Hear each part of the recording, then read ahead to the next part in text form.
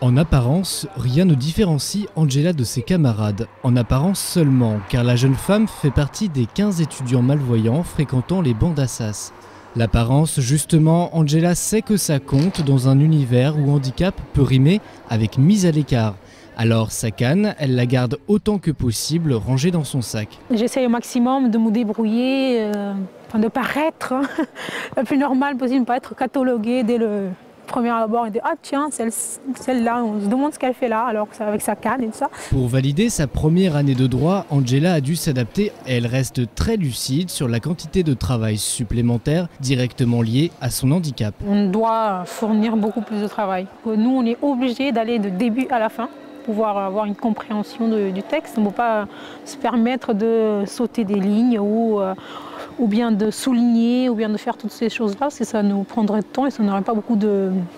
Ce n'est pas très efficace. Réussir à l'université, c'est aussi arriver à l'heure pour ses cours et dans une fac en chantier, avec une vision diminuée, trouver sa salle prend des airs de parcours du combattant. Et là, cette année, quand je suis arrivée, d'ailleurs j'ai cherché pour savoir où j'étais, parce que je n'avais pas vu l'entrée comme c'était avant.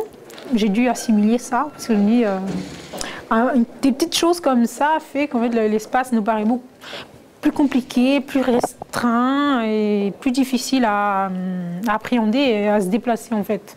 Depuis la rentrée 2011, l'université a souhaité donner plus de place aux étudiants malvoyants. La bibliothèque compte désormais un local réservé et des équipements d'aide à la lecture dernier cri. Angela découvre le nouveau dispositif en compagnie du directeur adjoint de la bibliothèque.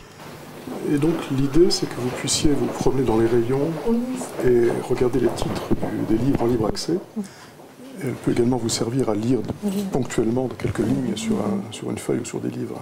Pour un malvoyant, bien s'équiper coûte cher. Sur certains appareils, on atteint même des sommes astronomiques. À elle seule, la platine Braille acquise par l'université vaut 9 000 €. Ça va en fait nous permettre de lire ce qu'il y a sur l'écran, et à chaque fois qu'on veut descendre, on appuie sur un des boutons qui est ici. Là.